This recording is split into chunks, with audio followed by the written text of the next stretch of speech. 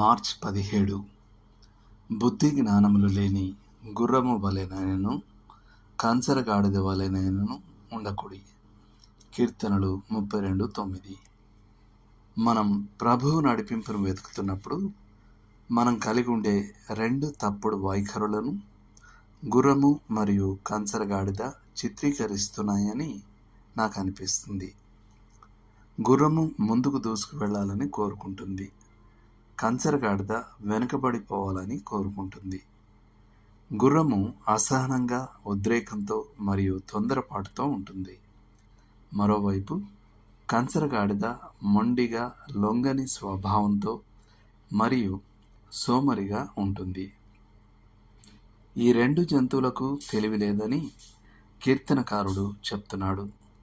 రెండింటినీ కళ్ళెంతోనూ మరియు పగ్గములతోనూ నియంత్రించాలి, లేకపోతే అవి తమ యజమాని దగ్గరకు రావు.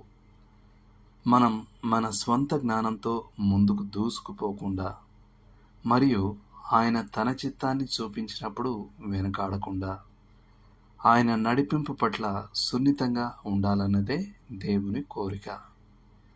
ఈ విషయంలో సహాయపడగల కొన్ని ఆచరణాత్మక సూత్రాలు ఇక్కడ ఉన్నాయి. ఆయన నడిపింపును 2-3 సాక్షుల నోట ధృవీకరించమని దేవుణ్ణి అడగండి.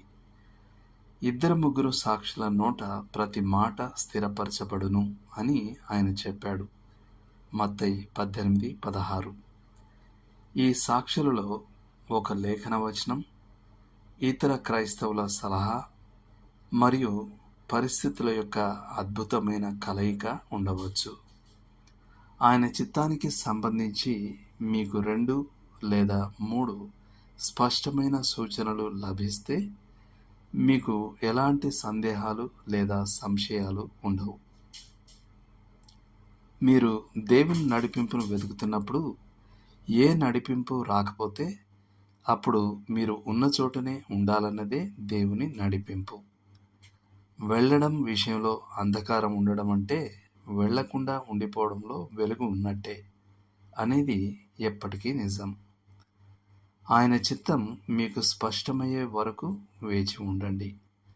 మేఘస్తంభము మరియు అగ్నిస్తంభము కదిలే వరకు ఇశ్రాయేలు ప్రజలు కదలడం నిషేధించబడింది. వారు తమకు తాముగా ఒప్పించబడే ఏ కారణంలో ఉన్నా వారి స్వంత కార్యాచరణను దేవుడు సమర్థించడు. మేఘం కదిలినప్పుడు కదలడమే వారి బాధ్యత. అంతకంటే ముందు కాదు, అంతకంటే ఆలస్యంగా కాదు. చివరగా క్రీస్తు అనుగ్రహించు సమాధానము మీ హృదయములలో ఏలుచుండనీయుడి. ఇది కొలొస్సీయులకు 3:15 యొక్క స్వేచ్ఛానువాదం. దాని అర్థం, దేవుడు నిజంగా నడిపిస్తున్నప్పుడు ఆయన మన మేధస్సును మరియు భావోద్వేగాలను ఎంతగానో ప్రభావితం చేస్తాడు. తద్వారా సరైన మార్గం విషయంలో మనకు సమాధానం ఉంటుంది, మరే ఇతర మార్గం విషయంలో సమాధానం ఉండదు.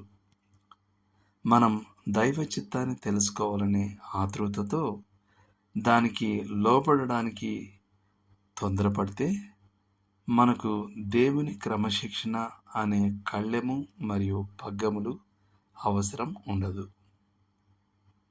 దేవుడు మిమ్మును దీవించును గాక. ఆమేన్.